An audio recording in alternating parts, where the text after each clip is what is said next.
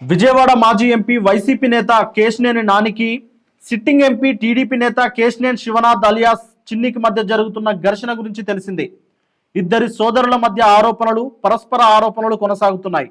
ఇటీవల విశాఖలో భూ కేటాయింపుల విషయంలో తమ్ముడు చిన్నిపై ఆరోపణలు చేసిన కేశినేని నాని ఇప్పుడు ఆంధ్రప్రదేశ్లో సంచలనంగా మారిన లిక్కర్ కుంభకోణంలోనూ అతనిపై తీవ్ర ఆరోపణలు చేస్తున్నారు.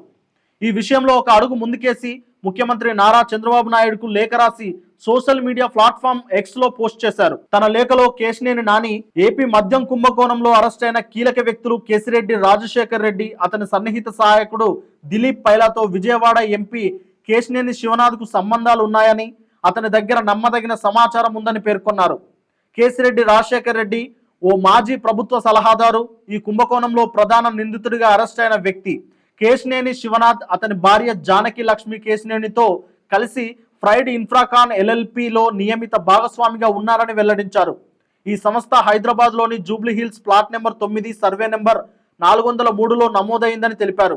అదే చిరునామాలో కేసిరెడ్డి దిలీప్ పైలా నిర్వహిస్తున్న Eshwani infra projects private limited కూడా నమోదైందని, రెండు సంస్థలు ఒకే అధికారిక ఈమెయిల్ ఐడిని ఉపయోగిస్తున్నాయని ఆరోపించారు. ఇది రెండు సంస్థల మధ్య సన్నిహిత సంబంధాన్ని, అలాగే ఉద్దేశపూర్వకంగా ఈ కంపెనీలను ఏర్పాటు చేసినట్లు సూచిస్తుందని నాని వాదించారు. ఈ కుంభకోణంలో ఇప్పటికే ఇద్దరు కీలక నిందితులు అరెస్టు కాగా, ఒక సిట్టింగ్ ఎంపీతో నేరుగా సంబంధం ఉండడం రాజకీయ రక్షణ, ఆర్థిక సమన్వయంపై తీవ్ర ఆందోళన కలిగిస్తుందని నాని ఆందోళన వ్యక్తం చేశారు. కేశినేని శివనాథ్ హైదరాబాద్ రియల్ ఎస్టేట్, విదేశీ కంపెనీలలో అక్రమంగా మళ్లించిన పెద్ద మొత్తం నిధులను పెట్టుబడి పెట్టినట్లు నమ్మదగిన సమాచారం ఉందని, ఇవి కుంభకోణంతో సంబంధం ఉన్న దేశీయ కార్యకలాపాల నుండి సంబంధించిన సంపదను లాండరింగ్ చేయడానికి, నిల్వ చేయడానికి ఉపయోగించబడ్డాయని ఆరోపించారు.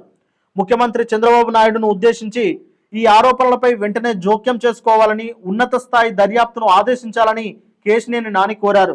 అధికార దుర్వినియోగం, మనీ లాండరింగ్ విషయంలో నిందితులను పరిశీలించకుండా విస్మరించకూడదని, న్యాయం నిలబెట్టేందుకు నిర్ణయాత్మక చర్యలు తీసుకోవాలని, రాజకీయ సంబంధాలు జవాబుదారితనానికి అడ్డంకిగా మారకుండా చూడాలని లేఖలో పేర్కొన్నారు. ఈ ఆరోపణలు రాజకీయ ఆర్థిక వర్గాల్లో తీవ్ర చర్చనీయాంశంగా మారాయి.